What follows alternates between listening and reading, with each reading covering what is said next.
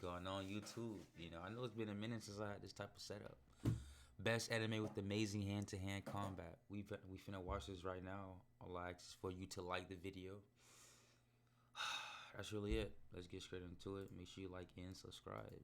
By Viniitube. This is not my video. Let's get straight to it. Let me know if you like. Let me know if you like the setup.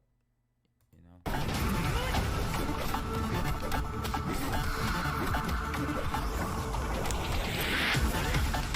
Who doesn't love a good old slugfest? Hand-to-hand combat, I feel, is quite underrated in the realm of anime. And then again, why wouldn't it be when you've got some world-ending powers and magic that anime tend to show? Still, there's just something in hand-to-hand combat that elicits such strong reactions with each blow, either out of amazement at the animation or the emotions being shown by the characters. Today, we'll be talking about some of my favorite anime that heavily feature music crazy about it.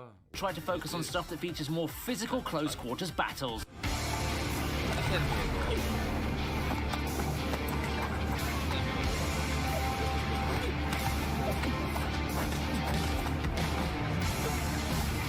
It's been a while. Hitori no Shita is one of those underrated gems that went under the radar despite having aired for quite a while. Well, it's hard to stand out in an anime. Bro, literally just to get to this fight, this is season 2. Season 1, he's not even the main character, which is crazy. This anime is completely different from just seeing that one scene. Where else for a show that heavily features hand-to-hand combat but the godly animation? I featured this show a couple of times on my top fight list due to how smooth and fluid these battles look. While I think emotional investment for those fights isn't as high for me, the actual motion and spectacle of people punching each other and doing martial arts feels like a miracle in itself, especially if you look at the latest season. If you haven't watched Hitori no Shita, you should try picking it up sometime soon. I feel it's a fun action series that deserves quite a bit more love. It's got 4 seasons currently, but it shouldn't be too hard to catch up on. We resume with webcomic superiority with the next entry, God of High School. It felt like yesterday when everyone was filled with hype. God of High School's first episode dropped, and it pretty much stole a thunder from a season filled with big sequels that included stuff like Snafu and the original storyline of SAO. Oh, and there's a ReZero season airing too. But no, everyone's attention... ReZero, that's what I gotta watch. ReZero, that's what I gotta watch. Yeah, You'd understand. I find it sad that the show got rushed, but when it comes down to the one thing it does well, it does very, very well. God of High School has some of the best and most hyped fights I've seen in modern anime, and it bodes well for the show that has an identity of being that Korean battle tournament anime. God of High School has since earned a polarized reputation, but if you're up for some awesome fight after awesome fight, then you've definitely come to the right place.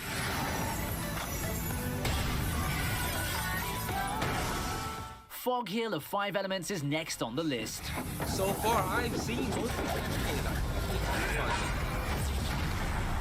We come back to yet another underappreciated gem, largely due to the same reasons as Hitori no Shita. It's shows like these that make me happy that I spent quite some time scouring through the whole roster of anime that gets produced every season from various corners of Asia. It makes me feel my efforts are worth it when I stumble upon these treasures. Fog Hill of 5 Elements, like Hitori no Shita, makes up for a lack of exposure and hype by putting its eggs in the basket of eye-catching fights. Eschewing the latter's modern setting, Fog Hill takes us to the ancient era of kingdoms and mysticism. It's got some amazing sequences that I've talked about in a video before, and you should definitely check that one out to get a glimpse of what to expect. This is a short 3-episode title, so if you've got time over the weekend, you should definitely give it a shot. It's not a huge... This definitely needs to be, like, it needs to be more. This right here, it left you on a cliffhanger. It is so lit. Animation's clean. As you can see, graphics is amazing. Yeah, it most definitely needs to be continued, bro. With Megalobox.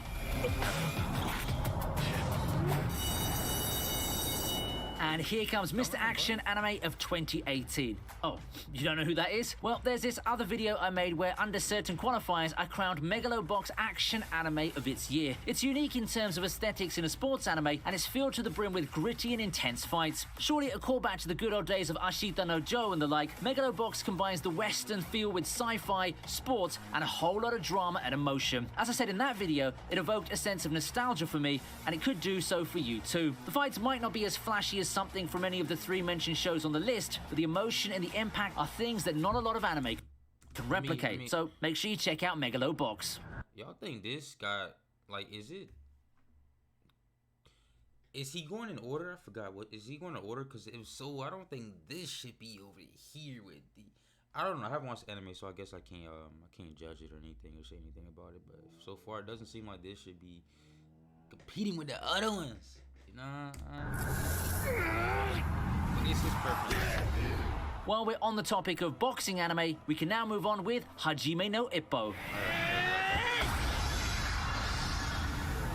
Nothing beats the OG, the original, the king of combat sports anime. Hajime no Ippo has been met with critical acclaim thanks to its immersive story progression, lovable characters, and mostly the fights that go beyond expectations. Hajime no Ippo is one of the most honest sports anime out there, and in spite of lacking much of the flair and superpowers that sports anime often employ, it's carved a legacy for itself in the history of anime. It's no surprise that the show will have lots of intense fights that really make you feel the blood, sweat, and tears that these athletes go through in their race to eternal glory. Most Takamura fights should be a good starting point for battle enthusiasts, but Ippo himself has a lot of those amazing battles as well. What I like about Hajime no Ippo is that it's not entirely about the sport. The characters, the world and such all have their fair share of development, and I'd say that among sports anime, this show is probably the most complete among them all.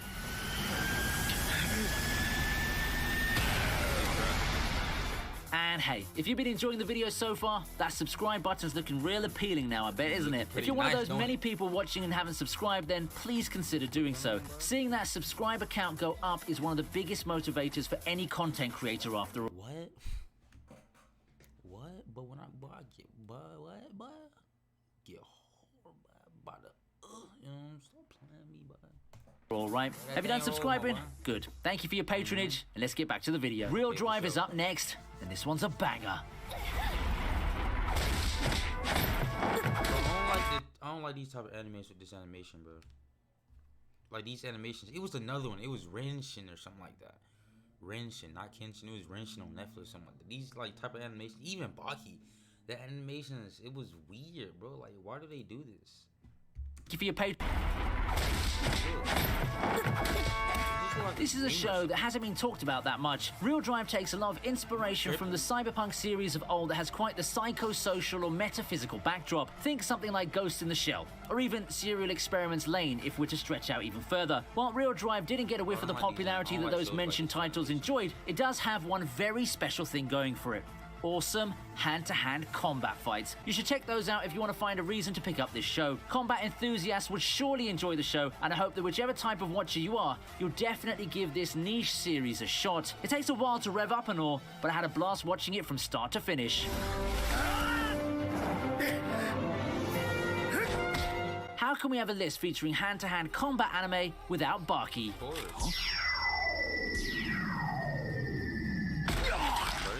Of course, Baki takes a spot on this list. Honestly, Baki doesn't have the most original premise out there. Young man goes on a journey to become the strongest person in the world. However, the show makes up for it in execution, thanks to its wild cast of characters that are full of crazy, out-of-this-world surprises. Baki's become quite the cult classic. It's a show that I admire for being on point with its goal as well. No slice-of-life shenanigans here, none of the comedic moments that you've likely come to expect if you're an avid fan of modern anime, just straight-up brutal and intense fighting all throughout. It's not like God of High School where the plot's pacing has been completely sacrificed in favor of the flashy fights. Baki has a pretty damn solid progression as well, with characters that are pretty fleshed out. This makes you want to follow everyone's journey and dig deep into their motivations. Baki's become my poster child for the saying with the proper execution, there's nothing that's too wild or crazy to work, and I guess that statement stands given the audience reception for the show and its modern sequels.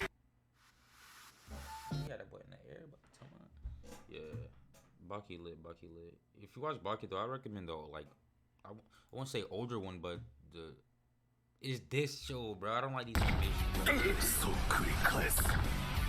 I intentionally placed Baki and Gengan Ashura next to each other because honestly speaking, the two do have a lot in similar. Both are fighting anime with journey arcs, both have the same vibes in terms of fights, and both are as brutal and intense as each other. Heck, I wouldn't be surprised if Gengan Ashura ended up being inspired. It just looks so like fake and weird, bro. Like, am I tripping? Like, I I don't think I could watch this. By Baki. People have Probably criticized wrong, Gengan Ashura for the CG, but I personally don't think it detracts from it too much. I mean, it's not Berserk tier, or God forbid Arifureta tier. I think that despite the CG, the anime still manages to capture the real important things for a fighting anime. The emotional impact of the actual fights, and the characters who all come in fighting for something. It had a somewhat slow start, but picks up pretty quickly, and while the plot does seem straightforward, I myself thoroughly enjoyed it. It's available on Netflix if you're up for some viciously passionate fights.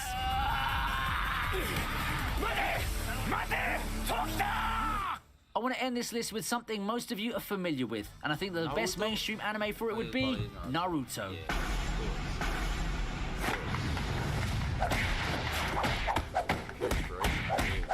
Naruto is one of the shows that spawned an entire generation of fans. I know. Hand-to-hand combat's not the first thing you think of when we say Naruto. However, in that batch of mainstream shonen that took over in the 2000s, it's the one that emphasized combat, specifically hand-to-hand combat, the most. Well, you just gotta look at how awesome Rock Lee's major fights were. Despite largely being comic relief, he and Guy have some of the most memorable fights that made our childhoods. And of course, who could forget that Kakashi versus Obito fight? Naruto's a show featuring ninjas that barely act like actual ninjas and come equipped with demon beasts, magical eyes and the like, but all that craziness doesn't overshadow those epic moments of physical hand-to-hand combat. I can still recall how awesome it was when Guy, out of all people, gave Madara a run for his money.